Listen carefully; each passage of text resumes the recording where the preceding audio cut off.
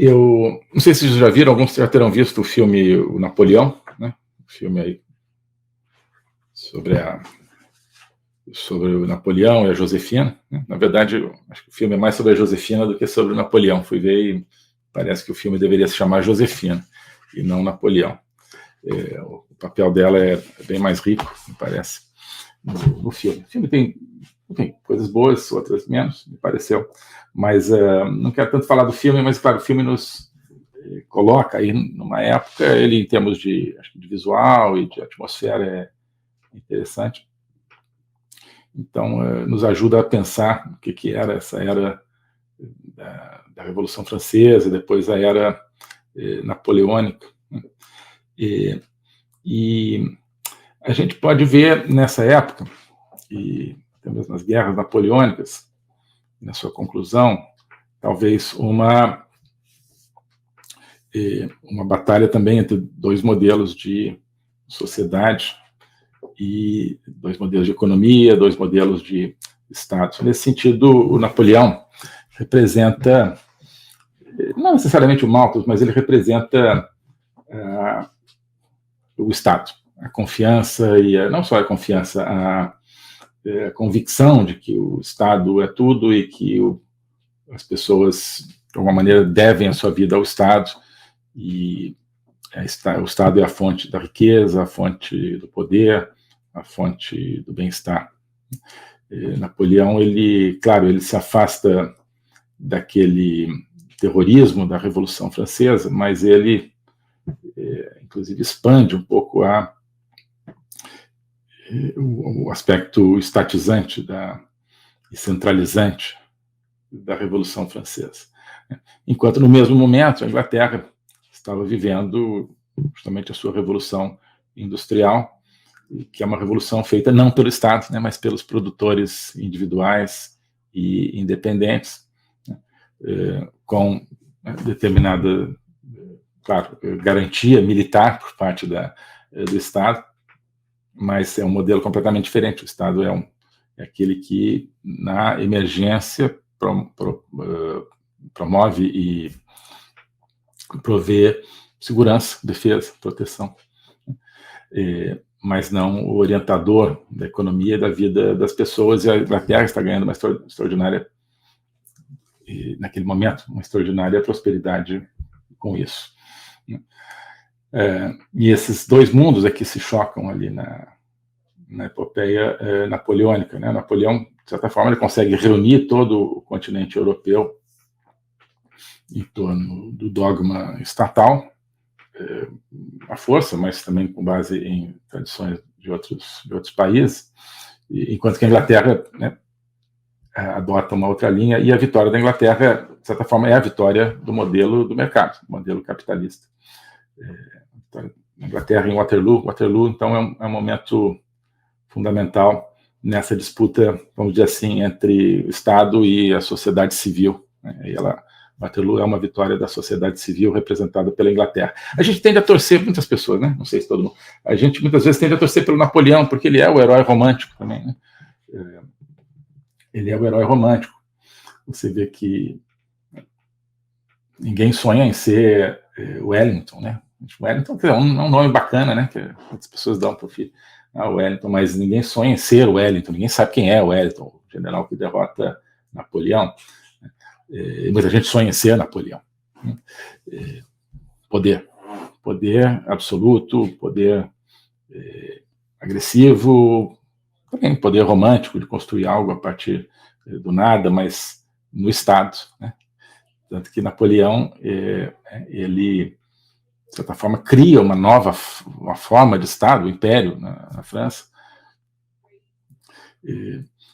Quando ele se faz coroar imperador, ele leva o Estado ao expoente máximo, e ele é derrotado, né? Ele é derrotado não só, talvez, por uma questão de tática militar, mas ele é derrotado, talvez, também pela base social e econômica que provê aos ingleses, com seus aliados continentais, mas sobretudo aos ingleses, um poder, no fundo, muito maior do que aquele poder estatal centralizado que caracterizava a França, né?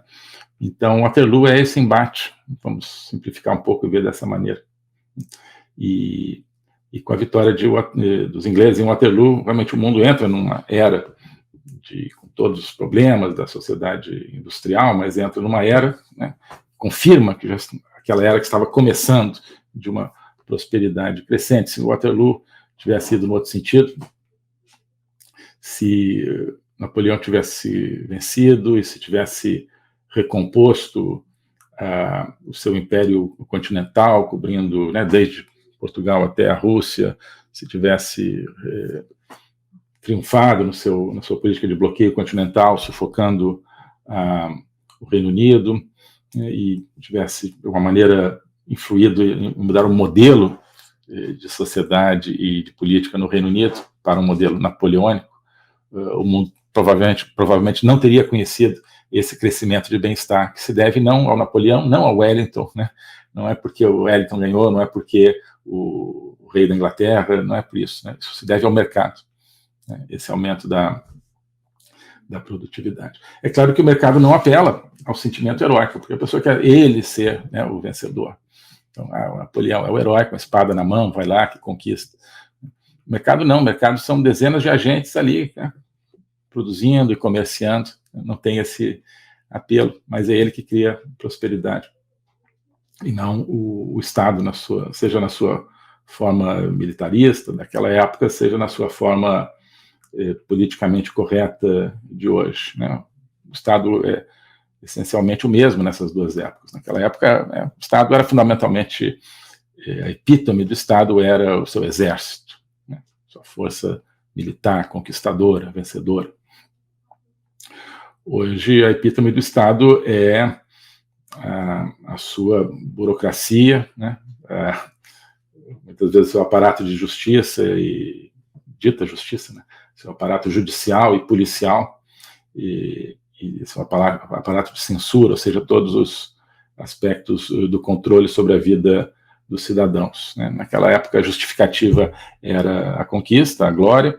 Hoje, a justificativa é salvar o planeta ou salvar as pessoas da pandemia, mas na época a essência era o poder, e hoje a essência é também o poder do Estado, o poder de quem manda sobre quem é mandado. Enquanto que, do outro lado, você tinha e teve durante 200 anos aí o triunfo e o exercício de uma mentalidade onde, no fundo, quem manda não é que ninguém manda. Ninguém manda, na verdade, onde a sociedade funciona como uma cooperação entre agentes econômicos individuais, né, buscando cada um a sua própria prosperidade, mas nessa competição proporcionando prosperidade a todos. Então, só para encerrar essa consideração breve, histórica, não é à toa que a principal política de Napoleão para tentar, digamos assim, conquistar o mundo, que é o que teria acontecido se ele derrotasse a Inglaterra, foi o bloqueio continental, ou seja, proibir que os países da Europa continental, praticamente todos eles sob domínio napoleônico, fizessem comércio com o Reino Unido, né? Ou seja, um fechamento de comércio, um fechamento da circulação de mercadorias, uma estatização do comércio, o comércio sendo subordinado à política, a economia sendo subordinada à política. Isso era o projeto de Napoleão, e o que triunfa sempre com a ressalva, todos os problemas, mas o que triunfa é o princípio do comércio, né, e não o princípio do bloqueio, certo? Hoje nós voltamos a ver o princípio do bloqueio funcionando. Hoje é bloqueio de redes, né, bloqueio de perfis. Na época, digamos, o cerne da atividade econômica era, né, a troca de bens. Hoje, cada vez mais, é a troca de informações, a troca de dados. do cerne do sistema econômico. E esse sistema, e essa situação, portanto, está sujeita a outro tipo de bloqueio, né? Então, aquilo que era o bloqueio do comércio de bens, de algodão, de máquinas, de madeira, naquela época, hoje é o bloqueio das redes sociais, o bloqueio também da produção agrícola que está acontecendo. Grandes países agrícolas, como a Holanda, como a Irlanda, abolindo grande parte da sua produção agrícola pela questão do clima. É o bloqueio do uso das energias fósseis, que são extremamente eficientes. É o bloqueio das pessoas em casa, né, na pandemia, e é o bloqueio mental, né, é o bloqueio mental. Então, o bloqueio napoleônico da época era a maneira do Estado, né, tomar conta da sociedade, o Estado dominar e subjugar a sociedade. Hoje é o bloqueio mental, sobretudo. E através, né, da comunicação, tanto através da promoção de narrativas, quanto através da censura a informações e discussões. O globalismo existe, é uma coisa concreta. Ele é composto pelo Great Reset, do Fórum Econômico Mundial, pelo projeto hegemônico da China, pelo programa de manipulação e conquista da América do Sul pelo Foro de São Paulo e outros elementos. E esses elementos, eles atuam uns em benefício dos outros, sempre, principalmente através do controle da linguagem, porque o controle da linguagem é o controle do nosso pensamento. Então nós estamos tendo o nosso pensamento reprogramado, e essa reprogramação vai contra a nossa liberdade, vai contra a essência do ser humano. Isso é o globalismo. Com base nesse estudo, nessa experiência, é que eu criei o curso de Logopolítica.